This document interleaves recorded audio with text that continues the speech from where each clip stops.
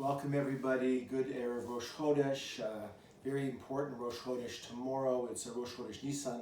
It's considered like a Rosh Hashanah of the kings.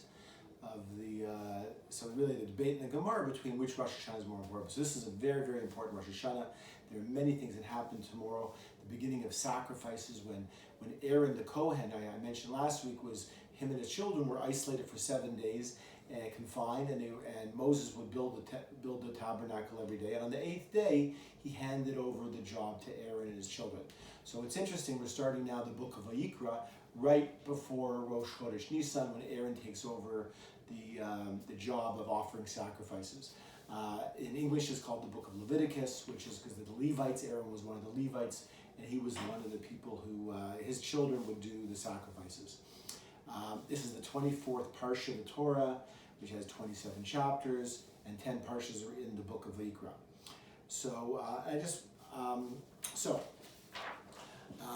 Something very interesting we see right at the beginning of this Parsha. We see there's a small Alef, there's a small letter at the beginning of the Parsha. You'll find in the Torah and in all of Tanakh, you'll find that there are certain letters are small, certain letters are big. I think this happens for each letter once, at least once, probably maybe just once, but it may happen more than once for some letters. So for example, Bereshit or Genesis, the first Parsha of the Torah, has a big beit. It opens up with a large beit. And we see in Parsha Hazinu, in the 6th verse of Hazinu, it says, Ha Lad Hashem, there's a big hey. And we see in Parsha Pinchas, Pinchas's name is spelt with a small yud. So, and in this week's Parsha Vayikra, we have the beginning of a small hey. So I just want to show you, I've just drawn it out here, Vayikra, and there's a baby, I call it the baby Alef. And there are many reasons why there's a small Alef. Many commentators comment, they say that Moses was very humble and Hashem wanted to write a large Alef after Vayikra. And he says, no, I don't want any attention. And so a small Alef was used. Now I just want to point out something very interesting, that when the Alef, in this week's Parsha Vayikra, there are 111 verses. Okay. Now, in many Chumashes, you'll find at the end of the Parsha, at the bottom, it will tell you how many verses are in the Parsha. So there's 111 verses in Parsha Vayikra. And the other interesting thing is that when we take the Gematria of Vayikra itself, if we take the Gematria of the letter Alef, this baby little letter, Alef, if we spell it out, if we spell the word Alef out, Alef Lamed Pei, Alef, that's how we spell it out. The Alef is worth 1, the Lamed is 30, and the Pei is 80. So we have 111. So you have 111 verses in the Parsha, and you have this letter at the beginning of the Parsha that stands out. It's 111. So, and why is this? What is the connection? Why now? So we said earlier that the Torah begins with a large beit. And I was thinking about it, and now it goes to an Alef. And we just finished the book of Exodus, the book of redemption. We've now been redeemed from our exile. And when did the exile begin? It really begins right back when Adam and Eve are exiled from the Garden of Eden. They eat from the tree of the knowledge of good and evil. That's like 2, that's beit, instead of the tree of life, which is an Alef. So what happened was they entered into this state of consciousness called duality. And in this state of duality, they became confused, they became lost, and they were exiled from the garden. Now that we've been redeemed, and we're starting back with Vayikra, we're now putting the Alef, the tree of life. We're trying to get back to the one, Hashem. The 10 Commandments, or the Seres Adibus, opens up with the word Anochi, which is I took you out of Egypt, and Anochi begins with an Alef, which shows Hashem's oneness. So we're moving now from a state of duality, of good, of evil, of better, of worse, of hot and cold, and we're moving into oneness. Now, so I said so there's 111 verses in the Parsha. The Alef is 111. Now, so what is this? It's pointing at 111. What's interesting about the number 111? And so I just wanted to show this diagram here. This is where we are tonight on Rosh Chodesh Nisan, and then we're coming up to the holiday of Passover. And then Passover is going to go, and that's in Nisan. And then we're going to have Iyar the next month, and then Sivan.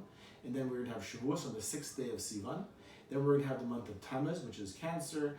And then the 17th of Tammuz will be a fast day. And then we come to the month of Av. And the 9th day of Av is another fast day. The 17th of Tammuz is the day that Moses came down the mountain 40 days later and broke the tablets. And the 9th of Av is 3 weeks after that, when the spies talked bad about the land. And that became a day of national mourning. And the 2 temples were destroyed around that day, but that's been the day that we commemorate the mourning. So, now, if you look at how many days, we're coming up to Rosh Chodesh Nisan and Passover, the main holiday, Passover, which is the time of our freedom, we're coming up to that on the 15th of Nisan. And if we want to look, how many days are there from Passover to Tisha B'Av? On your Seder plate, most people will have an egg on the Seder plate. And people go, why is there an egg? And they say it's to remember that we're still in a state of having no temple and a state of mourning. So we see there's a connection between Passover and Tisha B'Av. And if Passover this year falls on a Thursday, the first day of Passover, that means Tisha B'Av is going to fall on a Thursday. Tisha B'Av and Passover always fall on the same day. Now, so if we want to look at how many days, now we count 50 days of the Omer. Now we do count from the second night of Passover, but let's just go with what we count. So there's 50 days to Shavuos. We count 49 days, the 50th day is Shavuos. And then from Shavuos, Moshe goes up the mountain, comes down for 40 days, that's 90. And then he comes down the 7th of Tammuz, and then that begins the 3 weeks of mourning for the temple. 21 days is 3 weeks. So if we add up 50 plus 40 plus 21, we have 111. So Passover, we see there's a connection to Tisha B'Av. Now, what is Tisha B'Av about? The last temple was destroyed because of Lashon Hara, evil speech, gossip, sarcasm, not telling the truth, lies, all of these negative things. And you find on Tisha B'Av very often, the Chafetz Chaim Foundation puts on videos. The Chafetz Chaim